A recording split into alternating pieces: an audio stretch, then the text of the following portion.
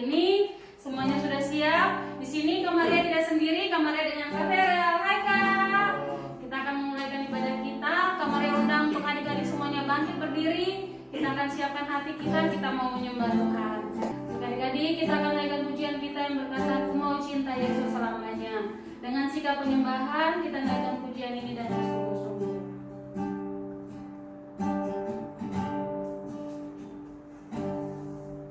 Ku mau cinta Yesus selamanya. Ku mau cinta Yesus selamanya.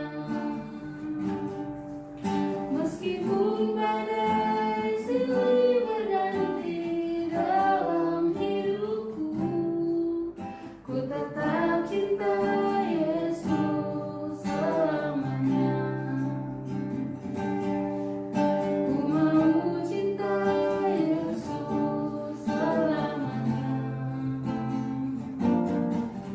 Ku mau cinta Yesus selamanya.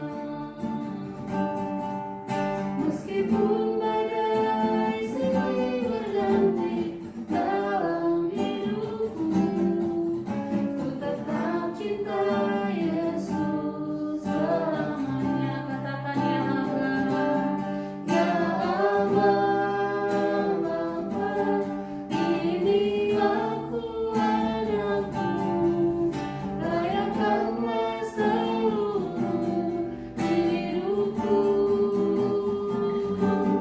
Ya Allah, Bapa, ini aku anakmu, pakailah sesuai dengan rencanamu. Ya Allah, ya Allah, Bapa, ini aku anakmu, layakkanlah seluruh hidupku.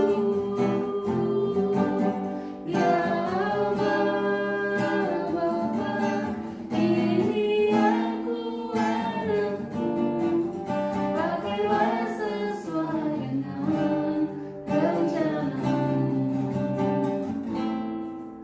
Pakailah sesuai dengan rencanamu. Pakailah sesuai dengan rencanamu. Semuanya lipat tangan, tutup mata, kita akan bersatu dalam doa. Tuhan Yesus yang baik, kami mengucap syukur pada saat sore hari ini. Kami akan lebih lagi memuji, memuliakan nama-Mu Tuhan. Biarlah Tuhan memberikan kami sukacita yang daripadamu untuk mengikuti ibadah kami pada saat sore hari ini. Di dalam nama Tuhan Yesus Kristus, kami sudah berdoa dan mengucap syukur. Haleluya, puji Tuhan. Amin. Nah adik-adik, semuanya masih semangat untuk memuji Tuhan?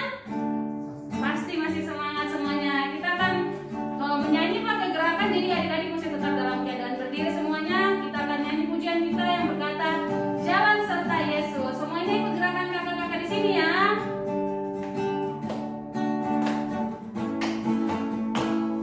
Jalan serta Yesus, jalan sertanya setiap hari. Jalan serta Yesus, serta Yesus selamanya. Jalan serta Yesus, jalan sertanya setiap hari. Jalan serta Yesus, serta Yesus selamanya. Nah adik-adik masih suka cita? Amin. Kita masih punya satu lagu lagi yang pakai gerakan. Jadi semuanya masih dalam keadaan berdiri. Kita punya lagu apa Kak? Kasih Yesus. Kasih Yesus.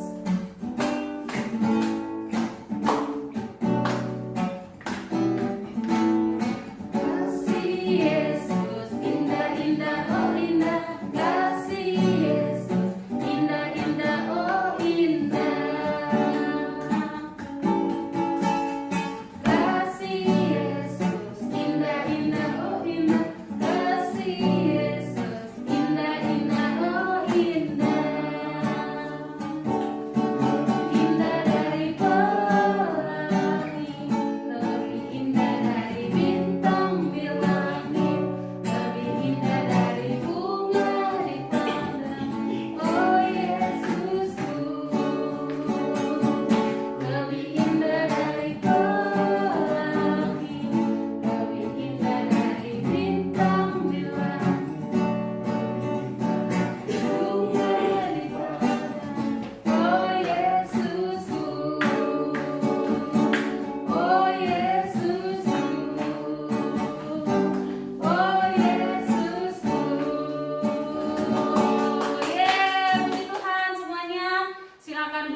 kita akan siapkan hati kita untuk sebentar kita akan mendengarkan cerita tentang kebenaran firman Tuhan. Baik adik-adik, semuanya dalam keadaan duduk, lipat tangan, tutup mata. Kita akan naikkan penyembahan kita akan mendengarkan kebenaran firman Tuhan.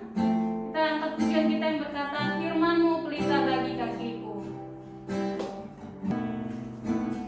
Firman-Mu pelita bagi kakiku, terang bagi jalanku. Firman-Mu pelita bagi kakiku, terang bagi jalanku.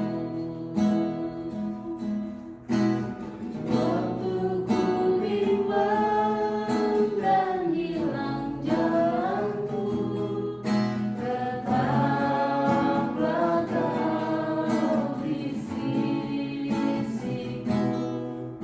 dan takkan ku takut asal Kau di dekatku, besertaku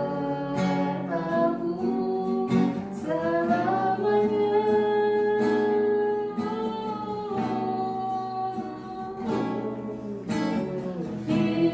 Firman-Mu pelita bagi kakiku, terang bagi jalanku. Firman-Mu pelita bagi kakiku, terang bagi jalanku. Firman-Mu pelita bagi kakiku, terang bagi jalanku. Waktu ku bimbang dan hilang jalanku, tetaplah Kau di sisiku, dan takkan ku takut asal Kau di dekatku, besertaku selamanya.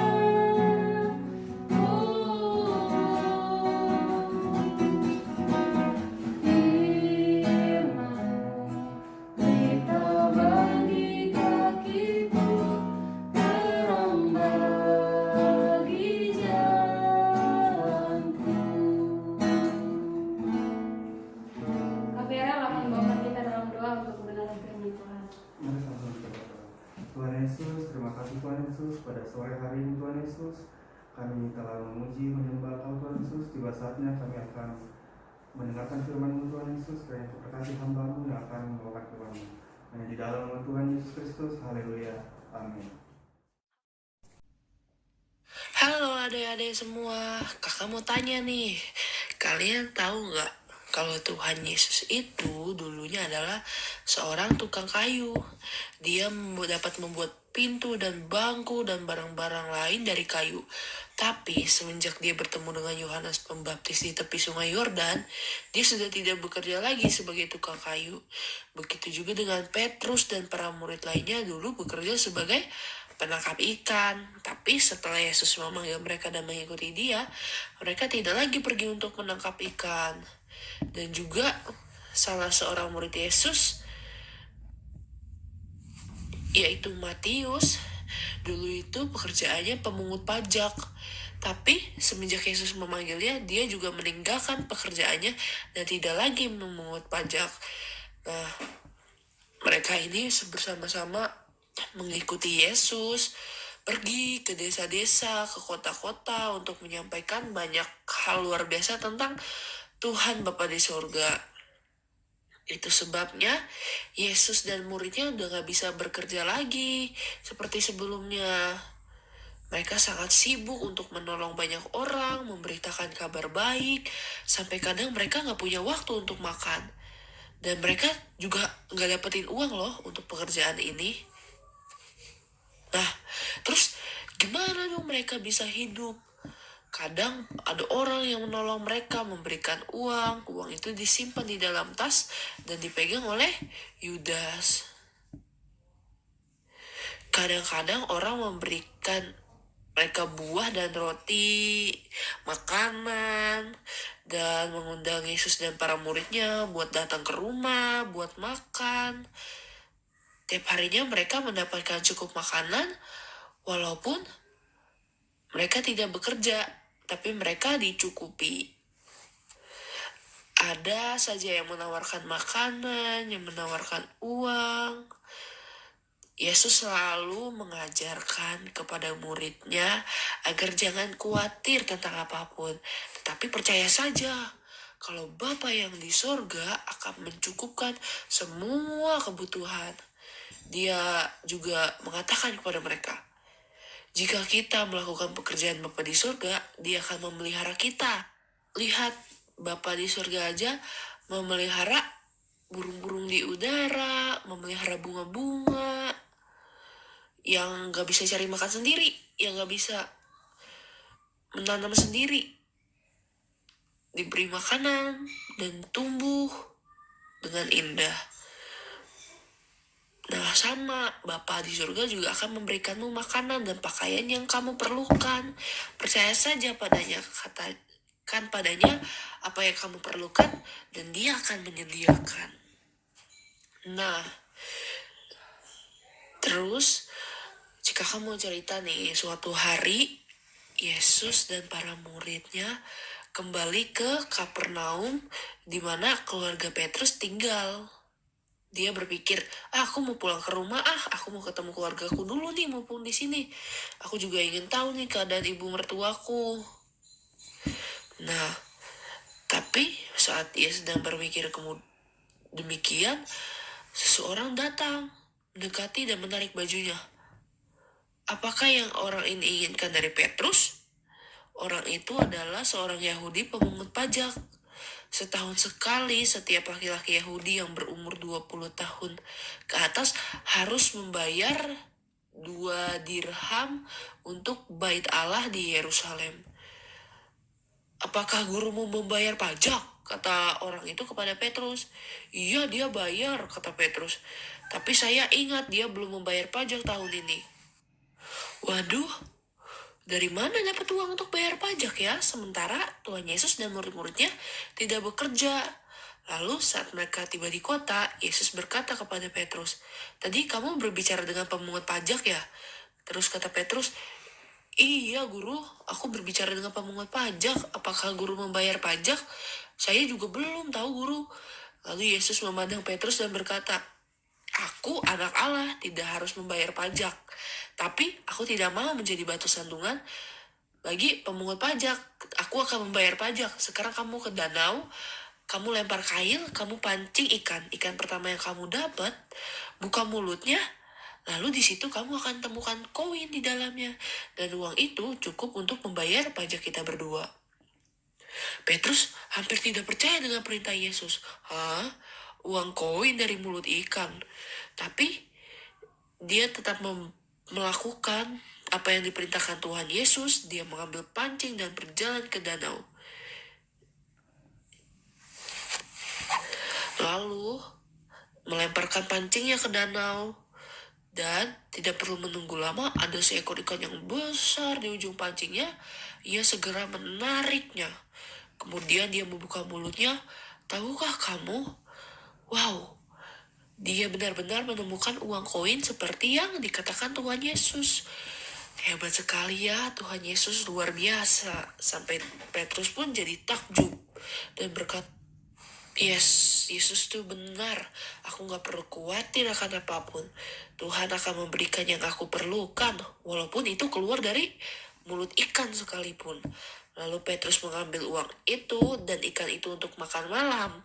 Kemudian dia pergi menemui pemungut pajak, lalu memberikan uang itu untuk membayar pajak mereka berdua. Nah, adik-adik, luar biasa sekali kan Tuhan Yesus. Selama kita percaya, Tuhan Yesus pasti akan mencukupi kebutuhan kita. Kita tidak akan merasa kekurangan, asalkan kita mau percaya dan selalu bersyukur atas apa yang Tuhan berikan kepada kita. Nah, kalau pada hari ini kita masih bisa tinggal di rumah, tidur di kasur, makan nasi yang cukup, kita tidak kelaparan. Bahkan kita juga masih dikasih uang jajan sama orang tua kadang-kadang. Kita harus bersyukur karena itu Tuhan Yesus yang mencukupkan kebutuhan kita. Tuhan Yesus yang selalu ada untuk menolong dan kita tidak perlu khawatir tentang apapun juga. Nah, sekarang ayo kita baca ayat hafalan kita di Mazmur 145 ayat yang ke-16. Sekali lagi ya, Mazmur 145 ayat ke-16.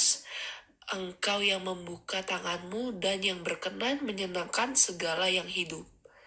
Sekali lagi, Mazmur 145 ayat 16. Engkau yang membuka tanganmu dan yang berkenan menyenangkan segala yang hidup. Oke adik-adik, mari kita bersatu dalam doa. Haleluya, Tuhan Yesus yang baik, terima kasih ya Tuhan kalau pada sore hari ini kami boleh mendengarkan firman-Mu ya Tuhan. Tuhan, ajar kami untuk selalu bersyukur Tuhan dengan apa yang Kau berikan ya Tuhan. Terima kasih ya Tuhan karena Engkau selalu mencukupkan kebutuhan kami. Engkau selalu ada untuk kami, Engkau selalu ada untuk menolong kami ya Tuhan. Terima kasih ya Tuhan. Hanya di dalam nama-Mu kami berdoa dan mengucap syukur dalam nama Tuhan Yesus. Haleluya. Amin.